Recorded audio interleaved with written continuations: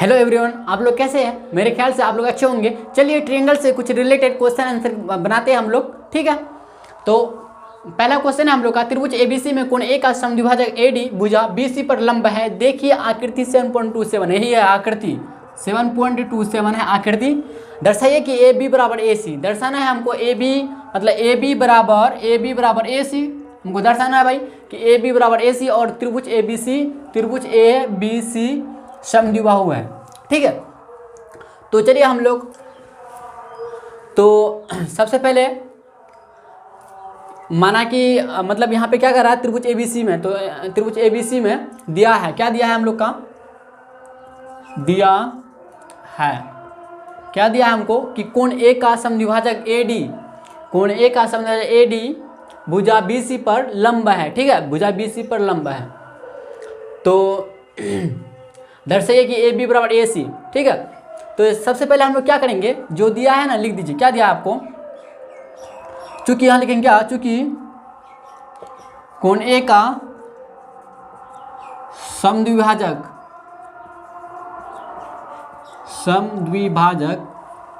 कोण ए का समद्विभाजक कोण बी ए डी और कोण सी ए डी है। इसीलिए क्या हो जाएगा कि कोण B A D equal to कोण सी ए डी, ठीक है। ये दोनों इक्वल होगा, ये दिया है हम लोग का पहले से दिया है, इन दोनों इक्वल हो जाएगा क्योंकि समद्विभाजक हो रहा है ना, आपको पता है समद्विभाजक मतलब सम मतलब बराबर, द्वि मतलब दो भागों में बांटता है तो बराबर होगा, ठीक है।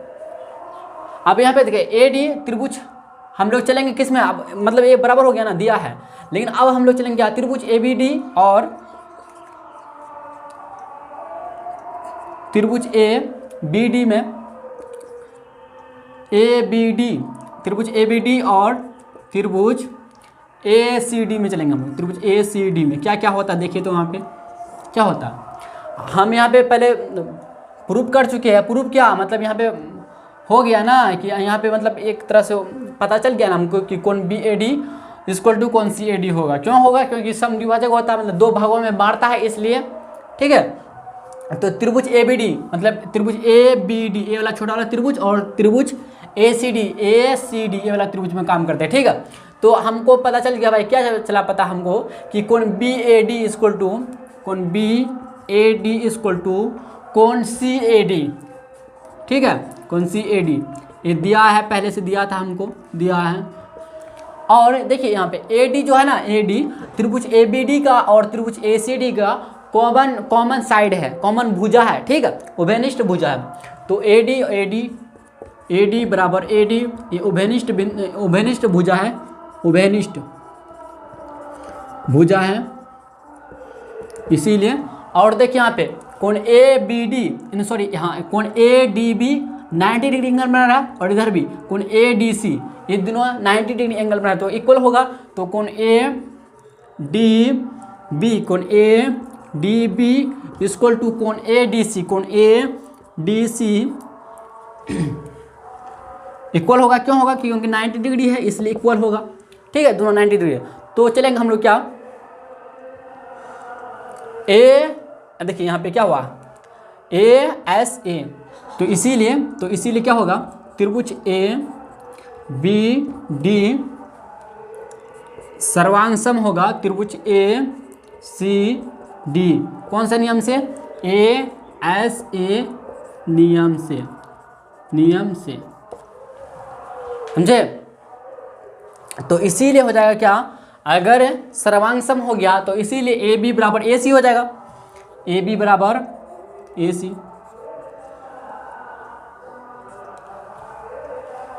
ठीक है। और हम लोग जानते हैं अगर ए बी बराबर मतलब ए बी बराबर ए सी हो गया तो कब हुआ, जब सर्वांगसम हुआ, त्रिभुज ए बी डी और त्रिभुज ए सी डी सर्वांगसम हुआ तो ए बी बराबर ए सी हो गया। तो हमको पता है, अब तो ये प्रूफ हो गया, प्रूफ्ड हो गया ना, लेकिन और हमको आगे कुछ जाना है। क्या कह रहा है कि ए बी बराबर ए सी और त्रिभुज ए बी सी एक समद्विबाहु त्रिभुज है, मतलब समद्विबाहु है, तो पता समद्विबाहु है। समद्विबाहु त्रिभुज किसको बोलते हैं? जिसमें दो भुजा, सम मतलब बराबर, द्वि मतलब दो, जिसका दो भुजा बराबर, यहाँ पे दो भुजा बराबर, ए बी और ए सी बराबर है। इसी लिखेंगे क्या क्या, यहाँ पे थोड़ा सा आगे बढ़ेंगे हम लोग। पहला तो सिद्ध, यहाँ तक तो सिद्ध हो गया मेरा, लेकिन आगे बढ़ेंगे हम लोग क्या, इसीलिए लिखेंगे क्या, इसीलिए त्रिभुज ए बी सी एक समद्विबाहु त्रिभुज है, समद्विबाहु त्रिभुज है। बस प्रूव्ड, समझे? हो गया मेरा आंसर, यहाँ तक इतना काफ़ी है, समझे? अच्छा, यहाँ पे समद्विबाहु त्रिभुज कब कहलाया? जब यहाँ पे दो साइड इक्वल हुआ, इसलिए कहलाया, समझे?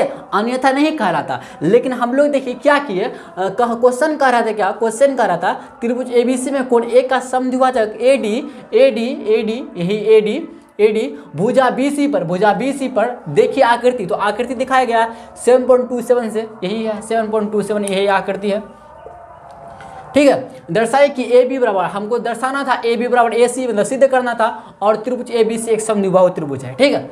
तो दिया है, जो दिया था हम, चूंकि कोण ए का समद्विभाजक कोण बी ए डी है, कोण बी ए डी और कोण सी ए डी, कोण सी ए डी है, दो मतलब दो कोणों में बांटता है, तो इसीलिए कोण B A D equal to कोण सी ए डी, क्योंकि सब मतलब बराबर, मतलब दो बराबर हिस्सों में बांटता है, तो दोनों इक्वल होगा। यहाँ तक समझे, ठीक है। अब हम लोग क्या करें, क्या मतलब यहाँ पे क्या किया कि त्रिभुज बी ए डी में, त्रिभुज ए बी डी में, त्रिभुज ए बी डी में और त्रिभुज ए सी डी में काम किए।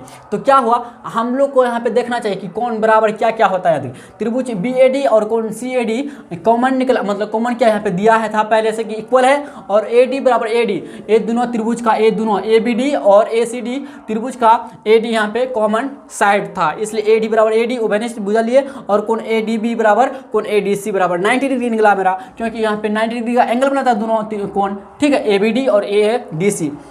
तो इसीलिए त्रिभुज ए बी डी और सर्वांगसम हो गया त्रिभुज ए सी डी का, किसके नियम से, ए एस ए नियम से। यहाँ पे ए हो गया, ए तो ए हो गया, ए एस ए हो गया, समझे? यही नियम से हम लोग का फॉलो करके हम लोग निकाले क्या, ए बी डी सर्वांगसम त्रिभुज ए सी डी, ठीक है। तो इसीलिए सर्वांगसम हो गया, तो अगर सर्वांगसम हो गया तो संगत भुजा बराबर होगा, तो इसलिए संगत भुजा बराबर कर दिया भाई। अगर संगत भुजा बराबर हुआ तो त्रिभुज ए बी सी में देखते हैं कि ए बी बराबर ए सी हो गया, तो ए बी बराबर जब ए सी हुआ तो समद्विबाहु त्रिभुज हो गया, हुआ कि नहीं? चलिए आप लोग समझ गए होंगे, ठीक है। चलिए आगे बढ़ते हम लोग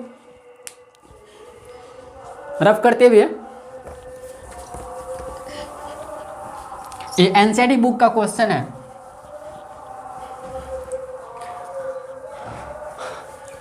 हम लोग नेक्स्ट क्वेश्चन की तरफ बढ़ते हैं। कुछ हम लोग क्वेश्चन करेंगे, सब तो नहीं करवा सकते हैं। अगला क्वेश्चन हम लोग का कि एक समद्विबाहु त्रिभुज, एक समद्विबाहु त्रिभुज, अच्छा त्रिभुज की जगह हम सिंबल का यूज कर रहे हैं। एक समद्विबाहु त्रिभुज ए बी सी जिसमें ए बी बराबर ए सी कॉमा है, ए बी बराबर ए सी है कि भुजा बी सी पर दो बिंदु डी और ई इस प्रकार है कि B E equal to C D है। देखिए आकृति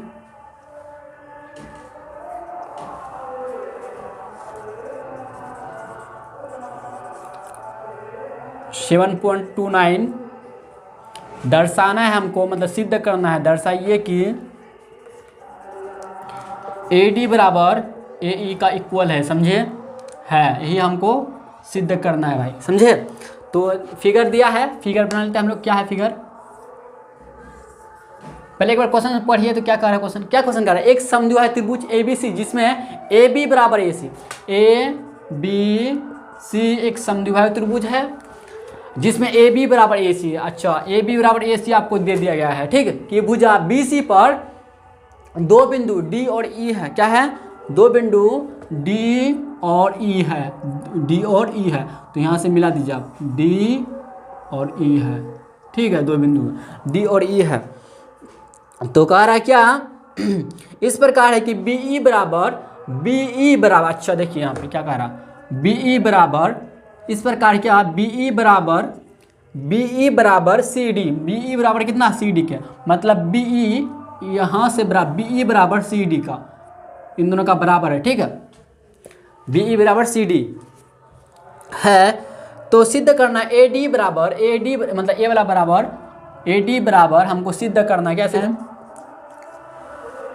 में काम करेंगे, त्रिभुज ए बी डी, त्रिभुज ए बी डी, त्रिभुज ए बी डी और ए सी ई में, त्रिभुज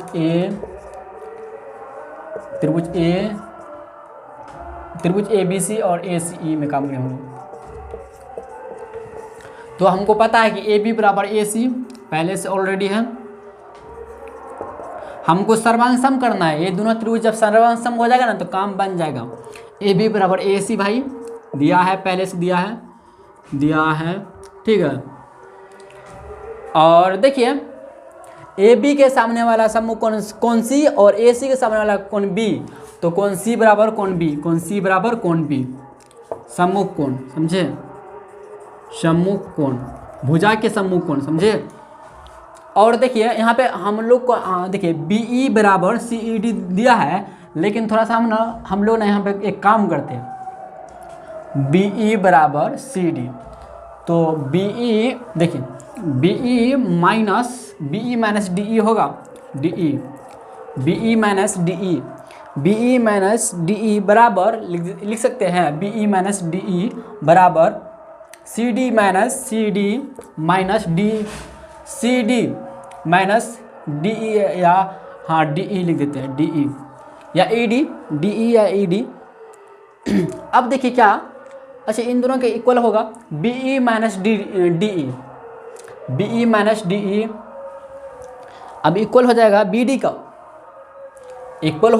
का, नहीं होगा बताइए इक्वल। अब देखिए पहले था बी ई का इक्वल, अब क्या किया हम, बी ई को लिए और ई डी को माइनस कर दिए, या डी यू को माइनस कर, तो बी डी अब इक्वल हो गया क्या, बी डी बराबर, इसी तरह से देखिए सी डी लिए माइनस डी ई कर दिए, C D minus D E बराबर सी ई होगा कि नहीं बताइए, यस या नो, यस, समझे भाई, यहाँ पे कुछ समझ रहे बात को।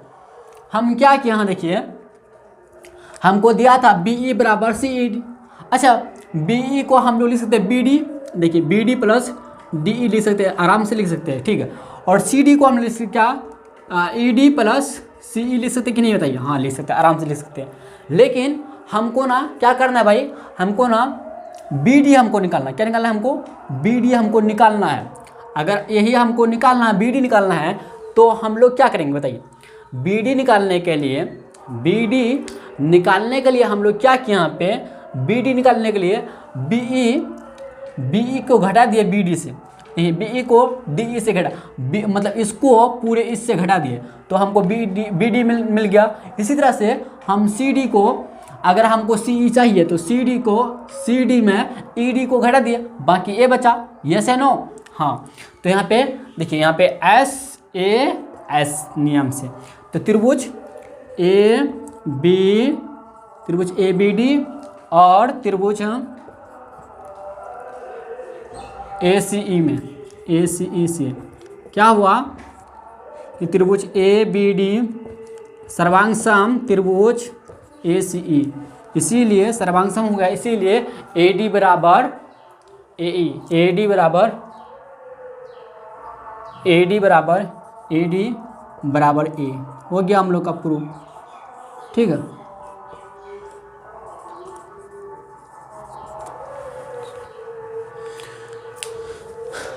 चलिए हम लोग आगे बढ़ते हैं।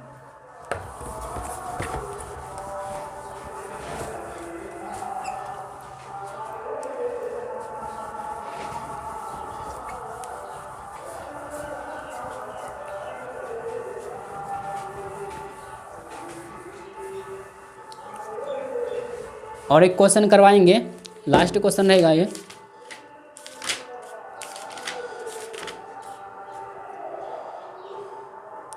दर्शाइए कि यहाँ पे क्वेश्चन है, क्वेश्चन इस प्रकार है, ये तीसरा क्वेश्चन रहेगा।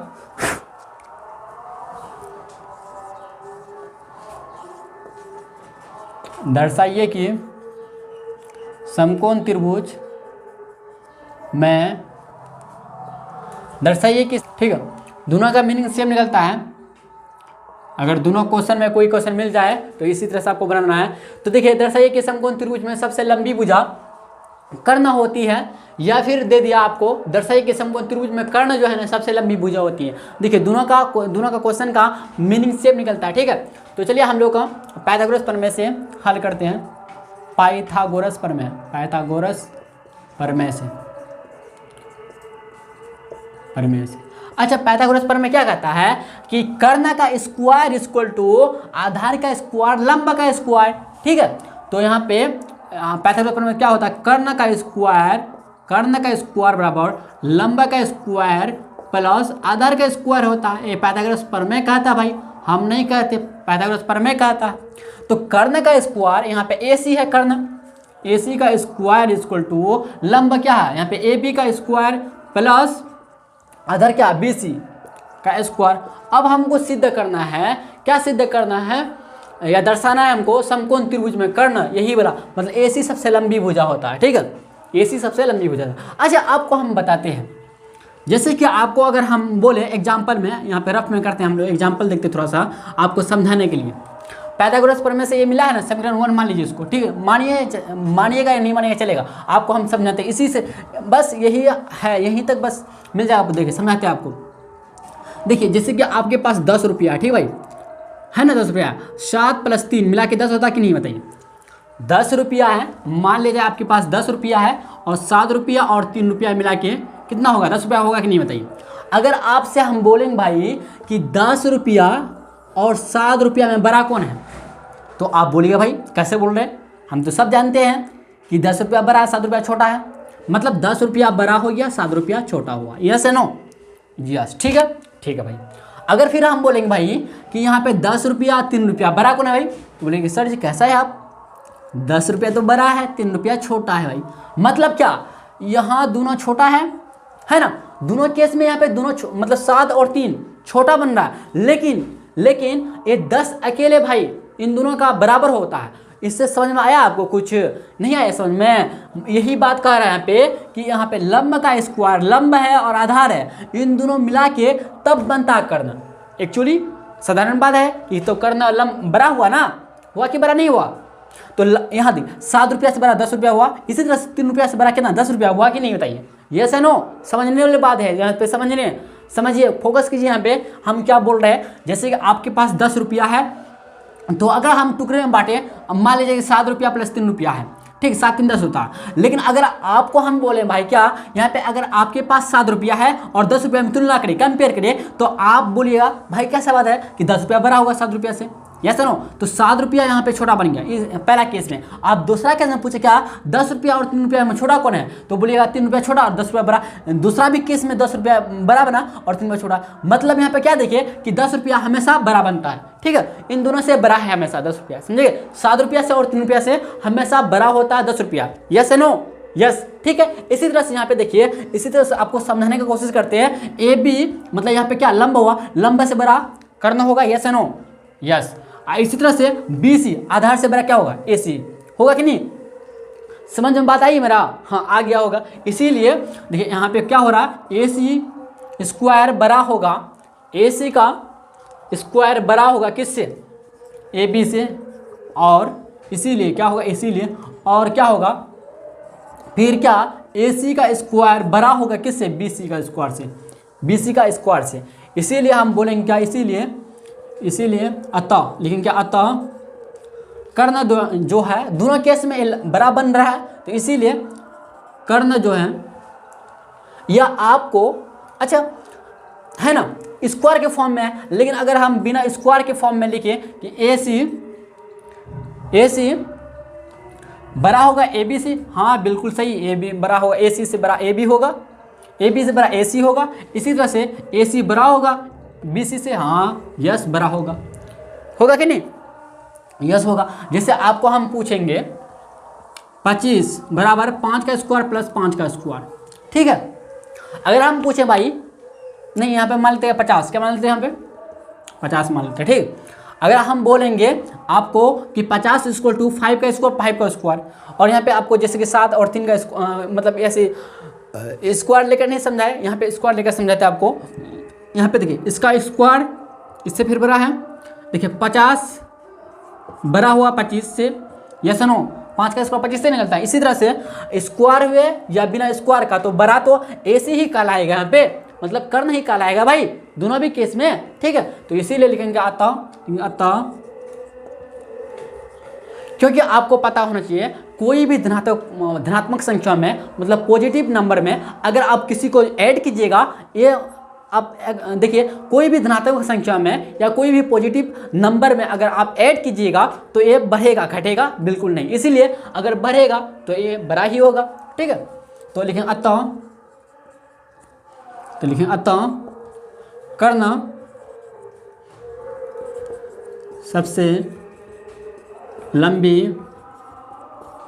भुजा होती है। देखिए आप एग्जाम में ना बस इतना लिख दीजिए ना, यहाँ से लेकर यहाँ तक, ठीक है, इस तरह से लिख दीजिएगा, चलेगा, अब वो पूरे नंबर मिलेगा मेरे ख्याल से, ठीक है। तो चलिए आज के लिए इतना ही, फिर हम लोग अगले वीडियो में मिलेंगे।